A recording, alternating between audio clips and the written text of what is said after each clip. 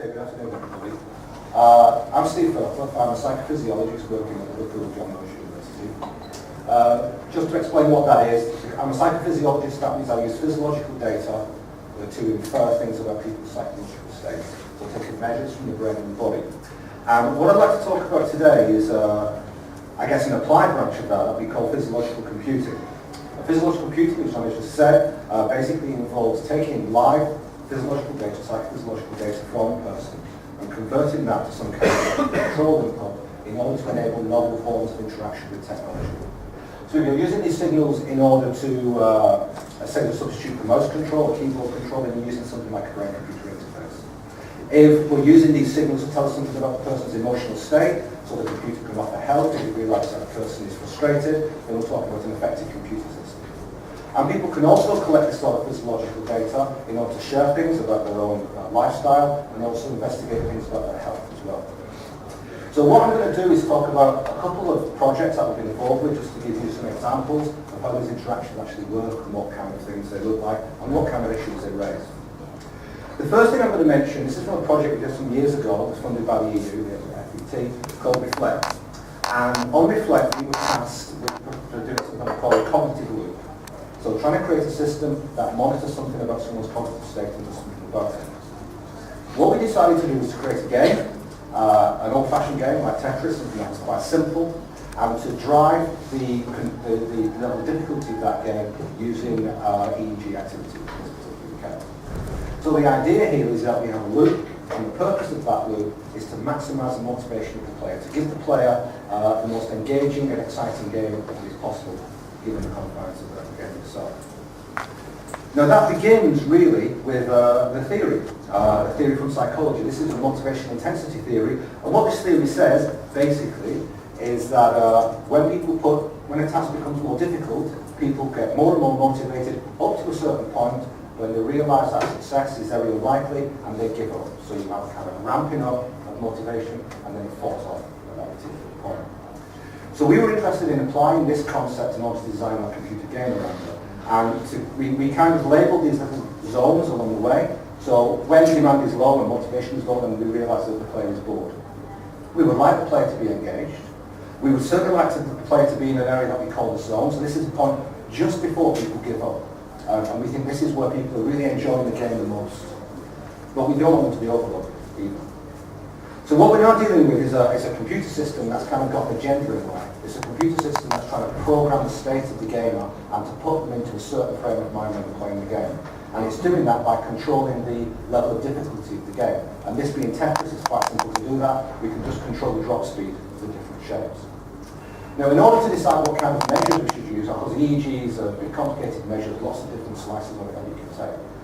We'd already done a few years' worth of experiments using standard psychology working memory tasks. And we were very interested in theta activity, that's EEG activity between 4 and 7 hertz, frontal central area of the brain, right here. So then we did a number of experiments where we had people play Tetris. And we made the Tetris game very easy, or we made it so fast it was absolutely impossible to play, and we made it somewhere in between. This is what the data looks like. This is a collection of, I think it's 15 people playing Tetris.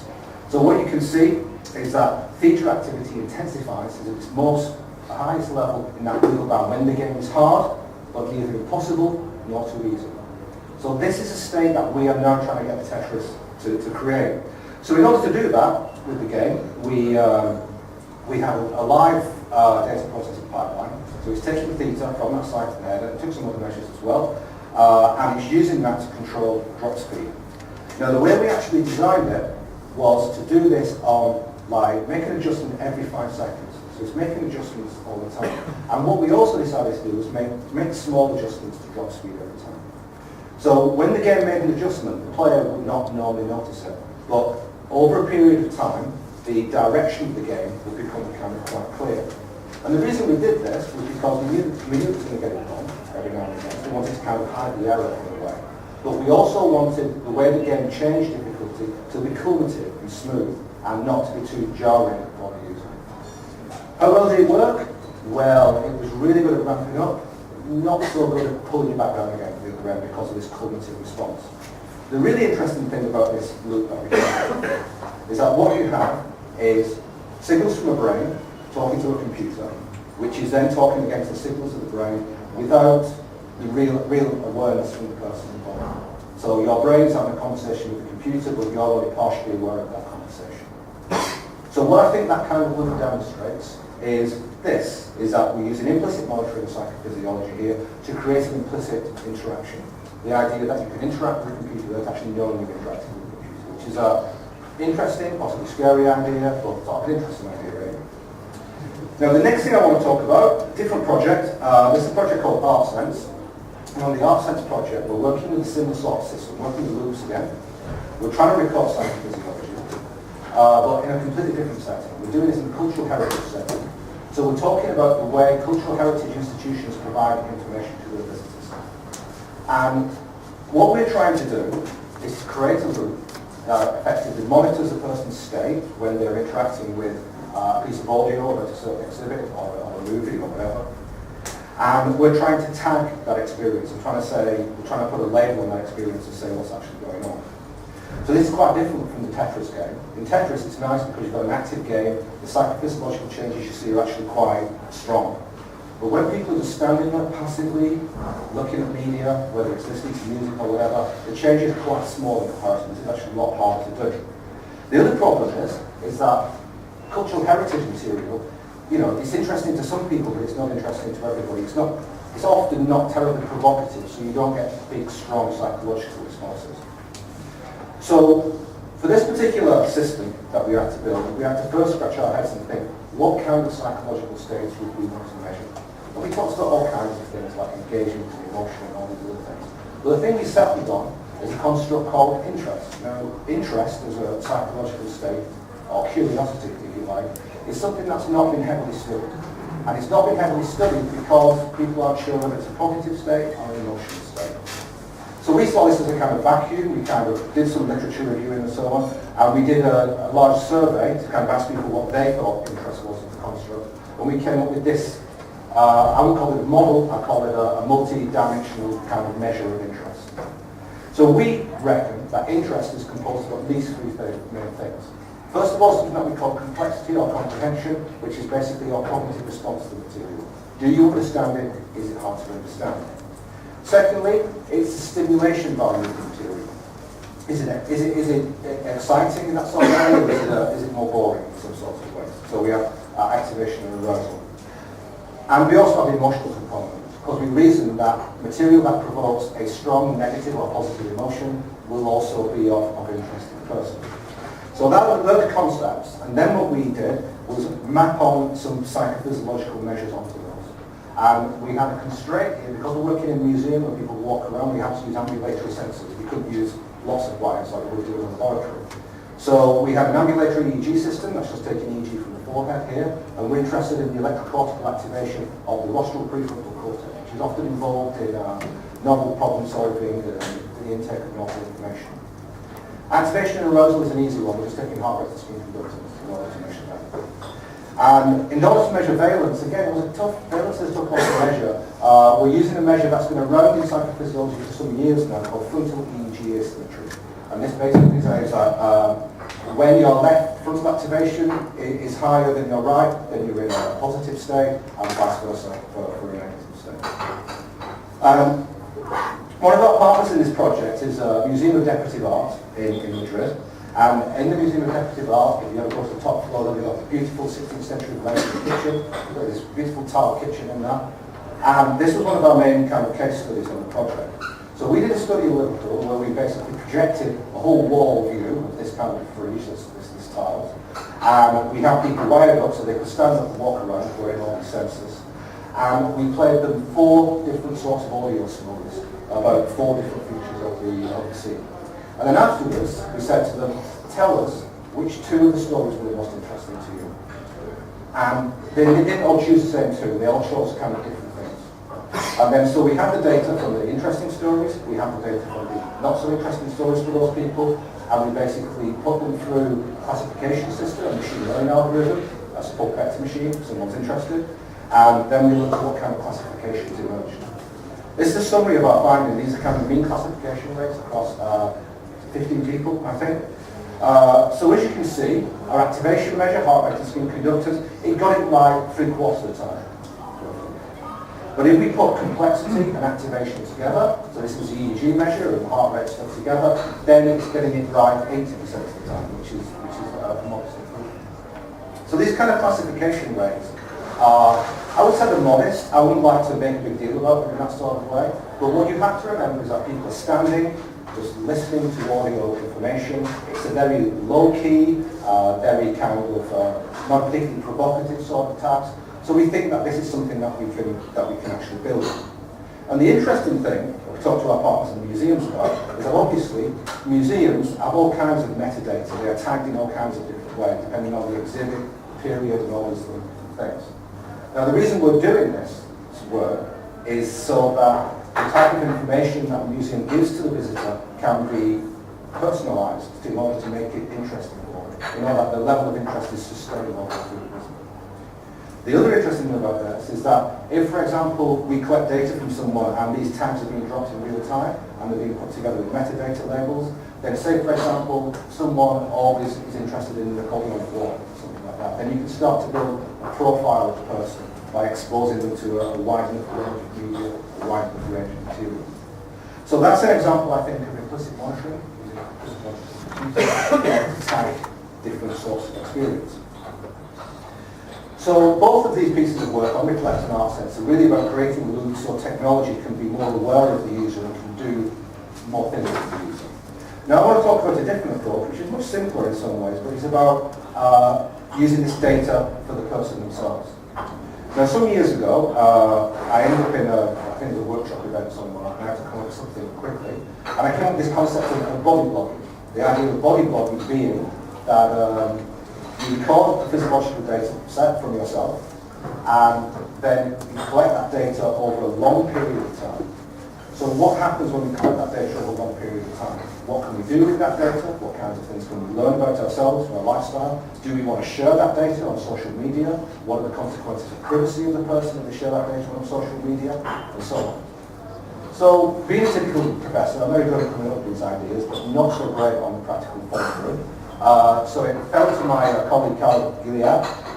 Kyle, rather heroically, a couple of years ago, won a heart rate monitor for a whole year, 24 hours a day, 7 days a week, taking it off occasionally for comfort and for privacy. And what that gave us was a massive data set that we could then have a look, and then we could get to how we visualize it and what kind of things we could learn from that. So this is a visualization of it. It looks very similar to the London Met Show, doesn't it? Like you just saw before, in some sort of way. It's not a dynamic version. So what you're seeing here is days of the month on the vertical axis, hours of the day on the horizontal axis, and each of those little pixels is an hour's worth of heart rate data. And the white space is in the part I used to turn the sensor on. Now as you can see, if you collect data over a long enough period of time, you start to see certain patterns emerge, and the patterns are kind of interesting. So all the blue that you can see on the left-hand side of that slide, that's how well Carl sleeps. And that's also what time we went to bed as well. So we can see those kind of things going on. On the right-hand side, in the evening, you'll see a few orange blocks at the beginning. Carl's one of the running, so this is what you can see when he was going out well. And what he did was, if he wanted to, he tweeted his heart rate every few minutes, like a Twitter stream, this heart rate coming out. And on our research blog, we colour-coded the pages, so our blog page changed colour depending on what Carl's heart rate was doing. You can kind of work it out, but it's also, you really needed to know what he was doing in order to understand what's going on with that. So what did he learn from that? Well, one thing that amused me at least anyway is that there's a sandwich shop near where we were. There's very good sandwiches, very cheaply. And so we found out what these sandwiches were doing to his heart rate. They were kind of raising it almost as much as he was running. So he decided to eat more healthily at lunchtime. So he picked up that sort of thing. He also picked up on things where, for example, when you've had a bad day, but seeing a stressful day visualised in this kind of way. Here's this is a typical day versus a stressful day. You can see what's going on is that basically he's not sleeping that well, his heart rate's still green in the middle of the night, and his heart rate's high during the day and actually bed at 8 o'clock in the morning, I guess, when he finally wakes up and realises all the stuff he's got to do that day. So it's kind of interesting to learn about, to quantify this sort of thing. And I'll put up some web pages at the end. There's a talk that Carl did from Quantified Self about his experiences of doing this. So the whole idea here is that you've got a big data set that's about a person that they are interacting with. And obviously what he's also doing is sharing this information so that we, as an audience, I guess, can share his experience and understand something about his experience. And we've also done a few things where we went to see a scary play at the theatre and whilst each other's heart rate when that was going on. And there's stuff like where you have shared experiences in order to add to that. So that's another facet of that. So this is about implicit monitoring in psychophysiology in order to share experience. Now the last thing I'm going to talk about also comes from the ArtSense project. On ArtSense, one of our partners on ArtSense is an organisation called FACT, Liverpool Foundation for Art and Creative Technologies. And FACT wanted to commission a new piece of artwork as part of the ArtSense project. So they put out a tender, and we gave a tender in the end to a group of collection of artists called Manifest AR, who create digital art and augmented reality. And the idea was that we would create some digital art and augmented reality that reacted to a person's psychophysiology in real time. So we did a number of projects with them, and the only one that has come through to fruition in that public reaction and experience list. And the show is called Fact Inside Out. This is part of the show called Fact Inside Out that opens next Thursday in Liverpool. And the piece I'm going to talk about is called Biomea Skeletons. What Biomea Skeletons involves is interactive augmented reality and an element of gamification in a way, of trying to get people to self-regulate. So this I think summarises what Biomea Skeletons is about. So Tomiko Thiel and Will Pappenheim are the artists who came up with this. Come this idea that people walk through the streets of Liverpool and they spawn plants, trees, effectively in their wake. So they're spawning trees as they're walking through Liverpool, and obviously you can view these trees on your smartphone or on a tablet. Now the idea is that we're also monitoring their heart rate. And if your heart rate is not too high while you're walking, and it is not too low either, you get this kind of sweet spot in a way, then you plant more and more trees if you're walking at a certain speed and managing to keep your heart rate within a certain range. Why would you want to do that, you may ask? Well, the idea is quite simple. Is that Tomiko came up with this idea that in Liverpool you have native trees, like the tree on the back here, and you have these mutant trees, the trees on the right. And people compete in two teams, and they have to outplant the area of Liverpool. Some planting mutant trees and some planting native trees that they can then kind of compete about. So the way this works is that people walk around Liverpool in guided groups. So this is an exercise. We run about twice a week or something like that. And people walk through Liverpool, they plant these trees, they can look at them in their augments, and we could also interrogate a map of the area. You can see who's outplanting who by looking at the map as well. So this is really another spin on the body blocker idea, if you think about it. But it also gives us this idea of something that's already been said several times today, that this data is being created all the time. And it's about leaving data trails in real physical space. So the idea here is implicit monitoring is used for, I guess, an act of creative self-regulation in a way. They're trying to keep people in that sort of state. So the things I wanted to leave you with really is this idea of physiological computing, which may be new to some of you, and it's the idea that we do implicit monitoring of psychophysiology, and by doing this implicit monitoring of psychophysiology, we can create some interesting types of interactions, we can maybe type passive experience, we can share our experiences and understand things about our own lifestyle, and that to an extent, we can also indulge in acts of creative self-regulation when paired with the right technology. Just before I end, there's some websites here. The first one, if you're interested in the academic papers, on my research website. We have a blog site, which we haven't done anything with for a long time now, actually, but there is a lot of material on it that we've already amassed for workshops and so on, and here's some links for the two projects that I mentioned.